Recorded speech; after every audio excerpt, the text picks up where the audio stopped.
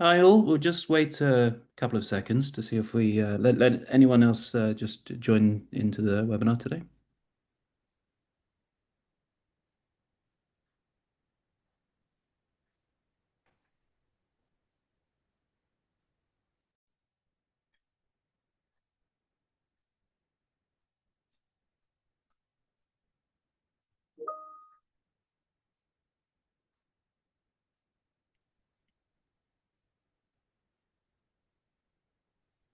Okay, guys, should we kick off? So first of all, thank you all for joining us today. Really pleased that you've managed to make it today.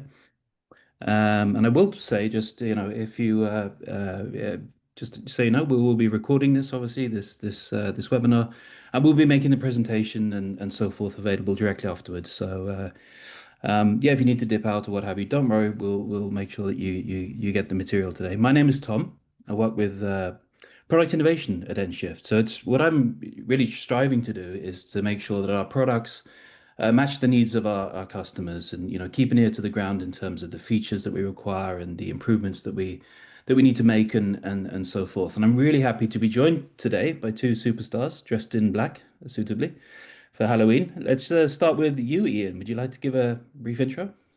Yeah, my name's Ian. I've been with nShift for 5 years. I'm the director of carrier partnership. I've been in the carrier world for best part of 30 years, working for the likes of DHL and TNT.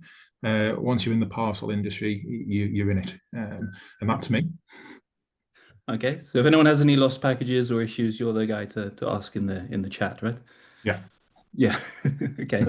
And we'll go over to you, Vanya. Yeah, my name is Vanja Eriksson, and I write some of the industry reports for nShift. I also have a background way back when in retail, establishing a retail chain in Sweden. Mhm. And super happy to be here and thrilled that so many can join us today. Yes. So between the three of us, hopefully we've got some bases covered. Before we really get into things, I would like to draw your attention to in the if you sort of mouse down, if that's the right word, there's a Q&A button you see in Zoom. So please do, if you have any questions, please do put them in the Q&A, and we'll endeavor to answer them. I think as we go, we'll certainly double back at the end and make sure that we answer them. And also we have the chat functionality, so please do use that and be sure to ask our experts anything. I think it's a really good chance to pick their brains, I'd say. Let's move on to the first slide. So this is I always feel this is a bit of bragging rights, isn't it? But so nShift, we handle around 25 parcels every second, and what that enables us to do, beyond being it's something we're very proud of to be trusted with those volumes, but it does give us a huge amount of data which we can look at and draw some summaries and make some good bets upon. And we're going to be sharing some of that today, and we'll be interspersing it as well with some industry insights and some experience as well. So by the time we get to the end here, we should have shipped about 45,000 parcels, which is a nice number to think about, isn't it, as we go forward. So we're going to start off. Let's see here. It's going to move forward. We're going to ask you a poll, and the question is, what's the biggest challenge you faced during Black Friday? And we've got some options here. And while we're doing this, guys, what do you bet? Vanya, what are you guessing? Um, well, actually, it depends on how prepared you are beforehand, but customer service is a good one. Customer service, Ian, what do you reckon? You can choose. I would say So. I would say they will all affect the customers, because at the end of the day, the volume's that high. I always say that Black Friday and Cyber Monday is a bit like a game of musical chairs.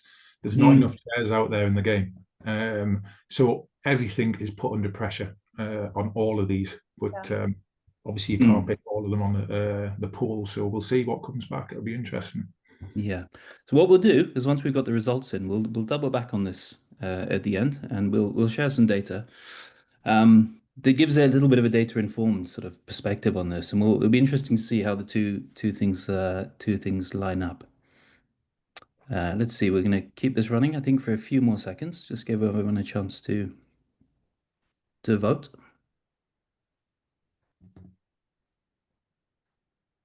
I would say, I mean, it's I think one of the I think one thing that's a really clear takeaway is if I think back a few years in the past, websites collapsing and so forth were a common thing, weren't they? And then I think in recent years, what I've seen is they're introducing almost a queue system for Mm. some popular websites. But at least in the let's say in the last year or so, I think it's all been fairly smooth sailing. But we'll see what the results say.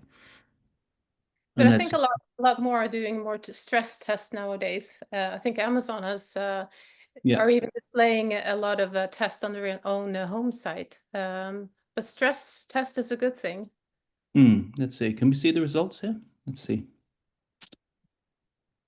Here we go. Interesting. Customer service, that's about what 50%, isn't it? Website interesting. Website and checkout, smooth sailing lately.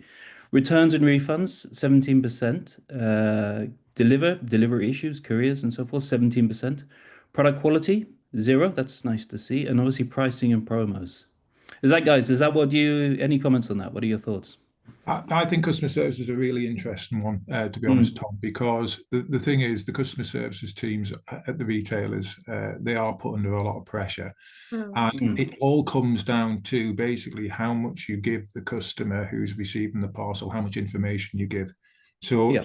it's a mixture between track services, sign services, non-tracking services.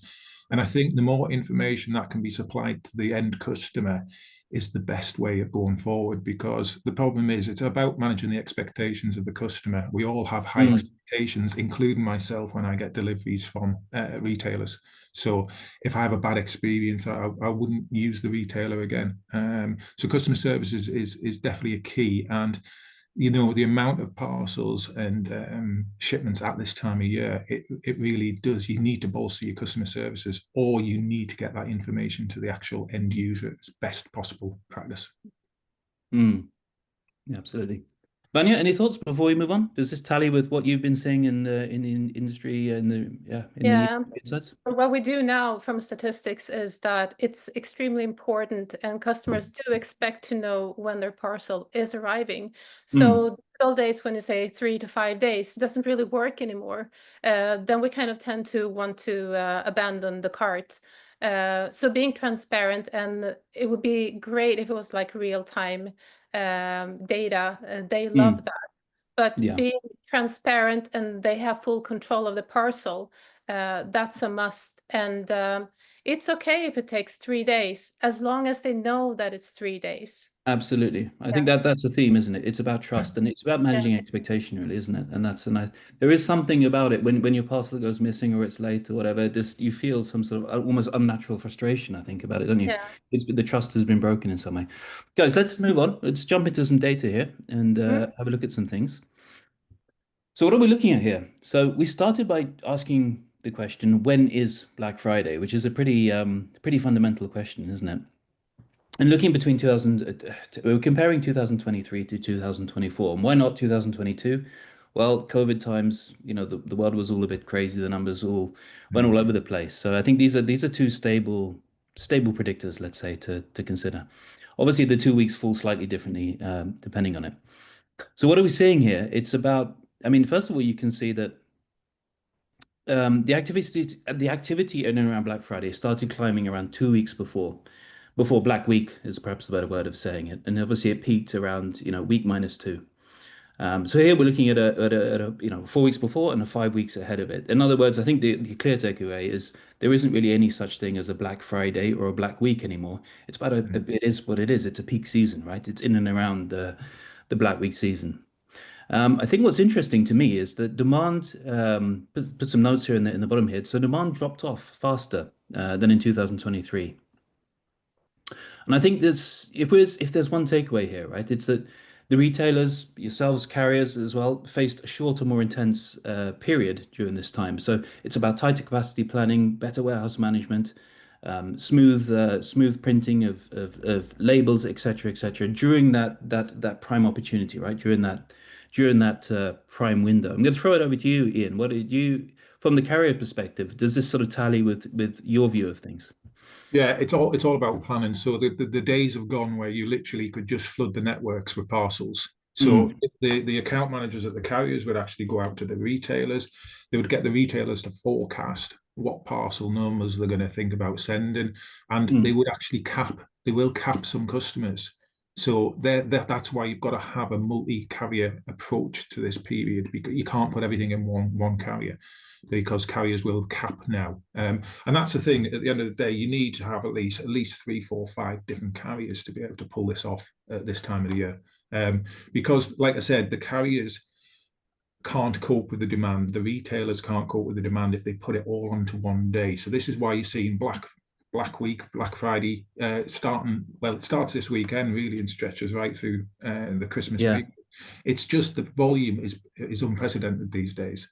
It's not like it used to be, where literally you wouldn't buy much online. You buy the odd item, but now everything's reversed. Everything's bought online. You don't really go to the shops, and you do see that trend where the shops actually, most years have been in a decline on their sale period. So it's an interesting one, but the actual Black Friday, technically, it's more of a period now. It can't be done in a day. Yeah. So what is it fair to say what we're seeing is, let's say a sort of compression of the spike, if you like, but it's going to be broader, right? It's going to be spread over a longer period of time, and it's going to be less pronounced, but it's going to be a wider period of time, a wider opportunity, right? It's a wider time, because it's not just the carrier that's under pressure at this. You've got to remember, the retailer, if they take so many orders in through the door, they've got to process them and get them out of the warehouse. And it's not just the carrier that can have problems at this time. The actual retailer can have operational issues as well and not fulfill demand. So therefore, if the retailer struggles getting the item out of the warehouse, then as a customer at the end, as the end user, you get frustrated as well, because you've ordered something and it's not actually being processed and passed on to the carrier. So there's two folds here. The carrier is under pressure, the retailer's under pressure. Yeah. Vanja, any insights from your side? Well, I can give some perspective from the customer side or the consumer side, and that is consumers nowadays are increasingly strategic, and 64% of us, we're very aware of offers and of discounts. And if you ask the question why, it's probably because living cost is increasing. It's expensive to live. Having said that, 6 out of 10 people are very suspicious when it comes to the pricing in this context. And they think it's kind of bogus, and they actually question whether the discounts are real, if they're as good as they say they are. And the next step here, if we look at Sweden in particular, Swedes, we buy most of our Christmas present during the Black Week, and then we actually don't have to buy them during Black Friday. It's rather like the day after or so, because of two reasons, really. Statistics shows that we don't really like the hectic, and it's kind of messy, and we want some more time. And also because the campaigns are so long nowadays, we kind of have the time to do that. So it's not like a Black Week. It's starting to become like a Black Month. And it has some effect also on how we're peaking, because the longer these periods become, the less of a peak it is. Now it's been rising a little bit like the past year, but it's been better. Yeah. Yeah, absolutely. Let's move on, guys. Time is against us today, I can see. This is so here we looked at what are the different delivery types during Black Friday, and I think this does come with a big disclaimer, which I'll touch on. But as you can see, so home delivery dominated during 2024. PUDO, pick up and drop off, it's what, 19%, and then returns as well, obviously a part of that. So just looking at the data in a sort of raw form, I mean, one conclusion you might say is, well, despite the growth of PUDO, pick up, drop off, home delivery still remains a primary what we say fulfillment or delivery mechanism, a preferred mechanism for the consumer, right? But I would say this comes with I think a big disclaimer, because here we're looking at a broad spectrum, right? We're including the UK into that, right? And I know, Ian, would you comment on that? I think the UK, it's still very, very much centered in and around home delivery as a preferred mechanism. Whereas if you look at the Nordics, PUDO pick-off, drop-off points are far more, what would you say, far more widely deployed, easily accessible, etc., right? Yeah, I would say that the big difference between the European market and the UK market is we're still fixated about getting a parcel delivered at home. It's just we've been a bit slow on the uptake. While the Nordics countries, they've had the PUDO network for much longer. It's a more mature network.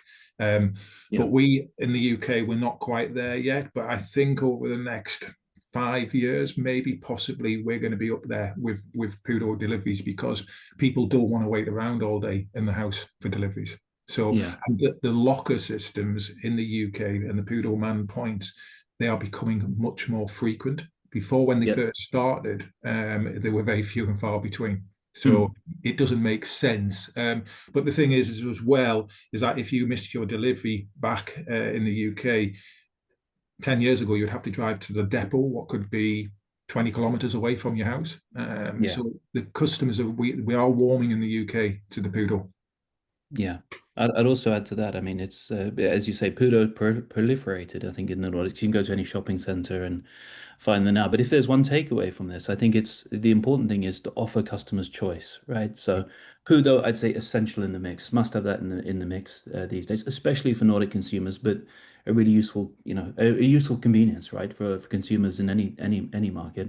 And obviously, home delivery is important there, and fundamentally smooth returns, right, which isn't spoken enough about, I think.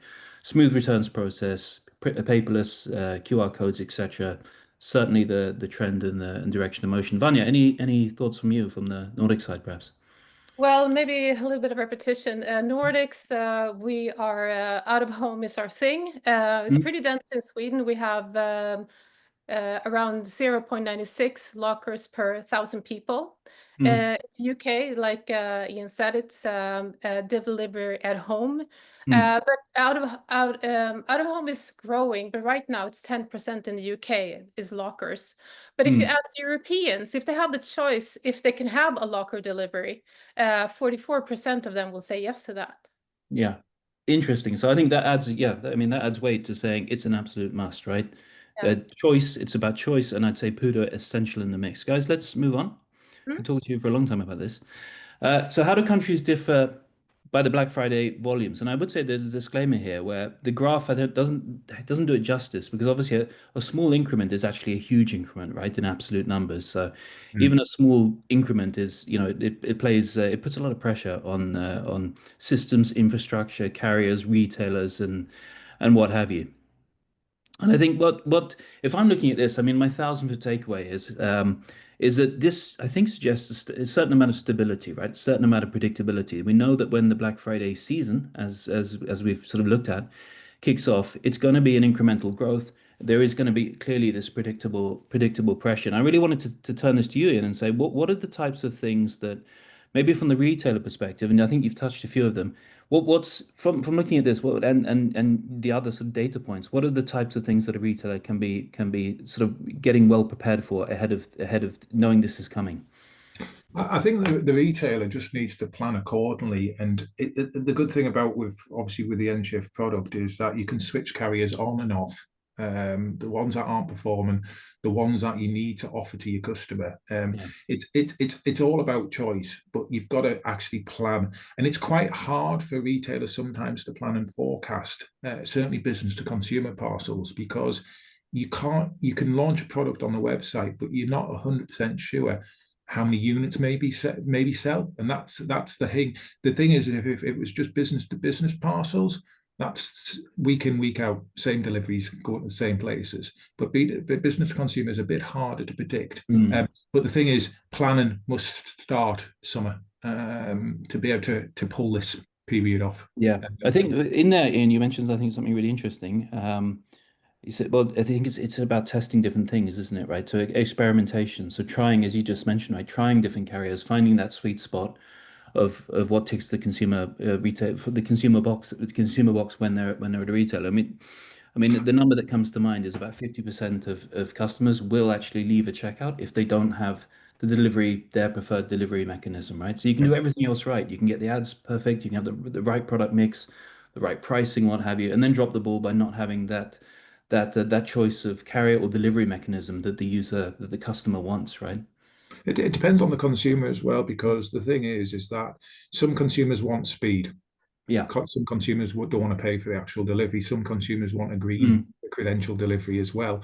So the thing is that in your checkout as a retailer, if you can offer one of each, Mm. and you're still directing the customer down a certain path to choose one of the carriers, but you're still giving the customer that option to make it. So for me, speed's important, but for you, Tom, maybe a green delivery is more important. And Vanja might want a slower delivery, but less price. What was interesting is on one of the previous slides was about the express was quite low, because the express delivery costs much more money.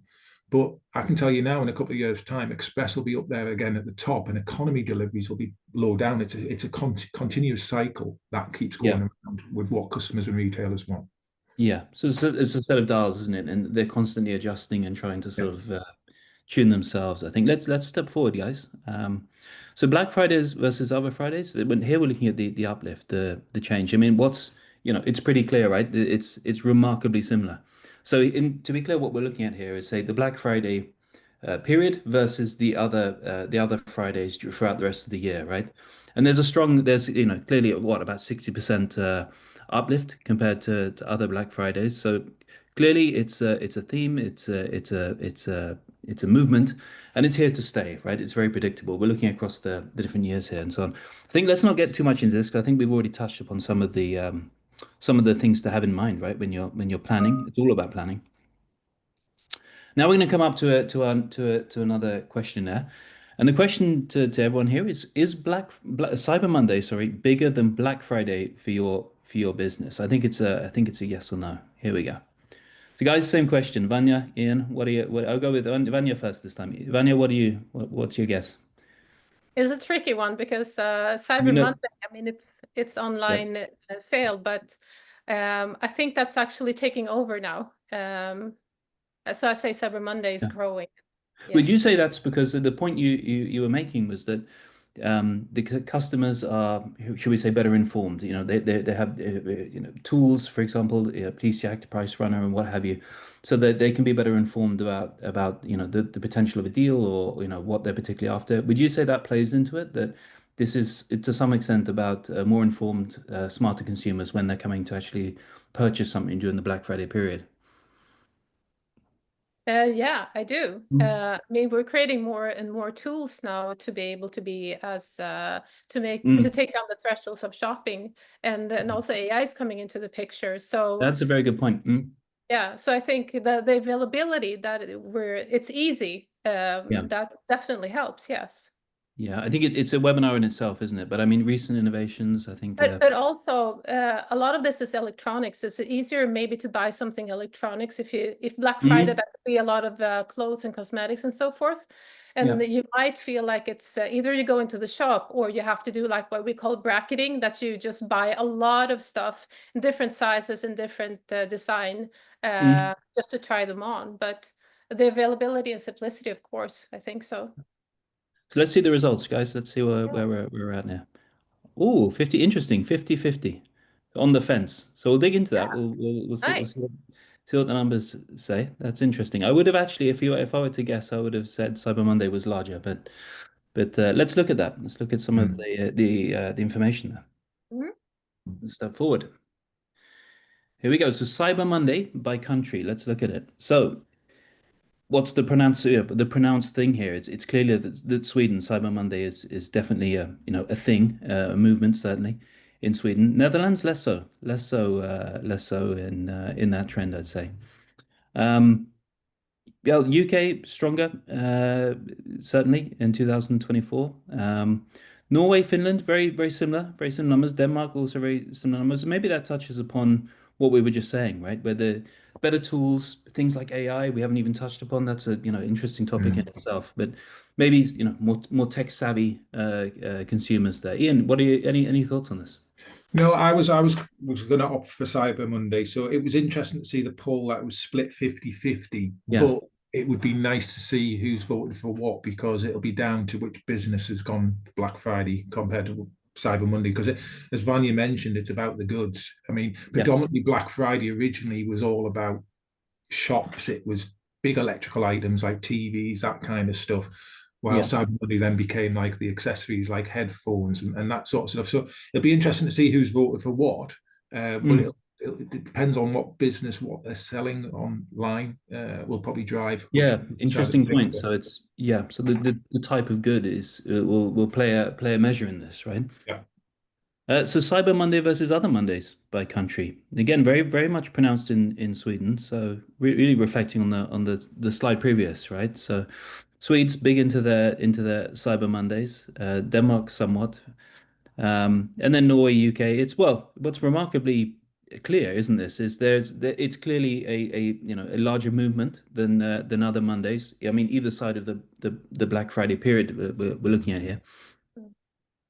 And yeah, it's perhaps not a huge surprise here. I think this probably plays to what we were thinking about. Any thoughts from you, Vanya, in the end here?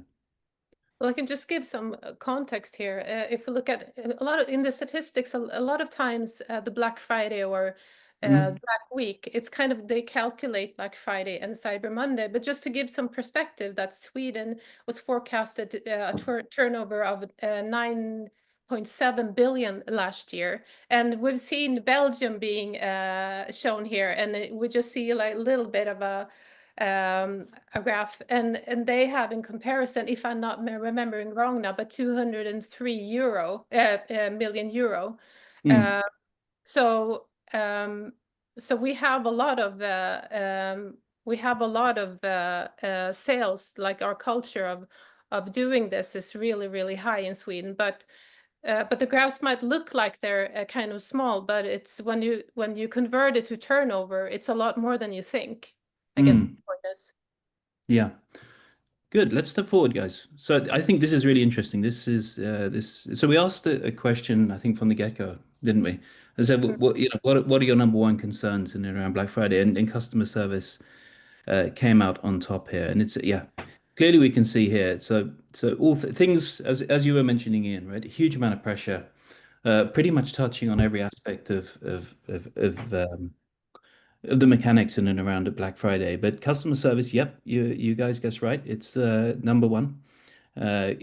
50% higher nearly. So that's a huge amount. That's a huge discrepancy, let's say, between what would be the rest of the year. Website and checkout, surprisingly, during the Q&A, the survey that we did there, 0%, but still, I should say this is the source where we get this from. This comes from looking at, I think, around 30,000 reviews and analyzing them, right? So it gives us a fairly nuanced data set to think about here. Well, websites and the checkout process still clearly a problem, second biggest problem, you might say. Returns and refunds, obviously, still an issue. We can go down there and delivery and things in and around that. Guys, any thoughts from you here? I would say this is what I would have expected. Yeah. And I think, like I said, customer service is the one that takes the brunt of the storm, should we say. But I think everyone that didn't say they had a website or checkout issue, obviously they've planned on this call, they've planned correctly. So it's not No, that they've been using nShift checkout, Ian. That's what yeah, it is. that's it. So they've planned accordingly. But I think it's not. I think customer service is the biggest one of them all. And as you can see, it's backed up on this. It's because the customers want more information. We have to manage the expectation. It's as simple as that. And that's where it comes down to customer services. So if your customers get as much information possible, that takes off a bit of the edge, should we say, for your customer services department as a retailer. Yeah. So that's what I expect. Nothing else different on here. This is about right. Yeah. Vanya, same over to you. Any thoughts? Yeah, lots of them actually. We have so little time, so I'll take the one that I think is really important, and that is it is how you prepare. So if you go in with a kind of a patchwork tech setup, and you go into Q4, and you think that you're being kind of economical in the beginning, but in Q4 it's really going to cost you, because if you have software and a warehouse system that doesn't communicate with label and tracking will be inconsistent, WISMO rises, and I think the average ticket is between £4 to £6, and if you don't have a first delivery, if you have a delivery failure, that is on average £14. So that's very expensive, and that's why a lot of people like to deliver to lockers, because then you don't have the first time delivery failure. So Yeah, yeah, that. let's jump forward, guys. I think we're really tight on time here. But there's one thing I do want to touch upon, which actually that customer service. So probing the data a little bit. So customer service is a very nebulous thing, right? It's very, could be lots of different things. But looking at the data, what actually reveals to me or stands out is it actually comes down to, or what could be solved by tracking, right? And I think if there's one takeaway, tracking is really the secret weapon, right? We mentioned it at the beginning of the webinar as well. It's about trust and confidence and so on. And I think tracking, I think, can be attributed to a large percentage of that customer service experience. And I think there's two things I'd call out in that. And one thing I think is not spoken enough about is that it's about when you send a tracking mail or SMS or what have you to a user, that's a great opportunity to re-engage to a customer. That's a great opportunity to re-engage with the customer, right? As opposed to just sending them a generic tracking link. So I think that's really important. Think about things like inbox warm up, right? It's something that everyone wants to receive. And it's also about brand continuity as well, I'd say. So maintaining the consistent look and feel of your brand. The customer is important even after they left checkout, right? They expect the same thing. So, guys, we're running out of time here. So there's some takeaways here. As I say, we're going to share this later, so you'll have your time to sort of look at it properly. If there's one thing we'd call out here, I think it's the tighter search window. It's all about, as you were mentioning, Ian, Vanya, as well. So sharper fulfillment and carrier coordination. I'd say make sure you have the right carriers in the mix and be well prepared, right? Enough can't be said about preparation and also testing the different delivery options here. We're going to round off now. I think. Let's see where we are. I do want to call out. We're just about over time, so I apologize for that. But I would say, please, guys, this is the first in our series of the peak season performance. So I think there's more to come this week. So please do stay tuned and come with your questions and what have you. You can find me. I'm not sure that's a good idea, but you can find me on LinkedIn, and I share things I find interesting, data and insights, and what have you. And yeah, Vanya, Ian, I'd like to thank you for your time today. Really interesting stuff, and thank you very much for sharing your insights with us, especially Vanya as well, who's a guest today. Yeah. Thank you, everyone. Thank you. Good. Thank you, guys.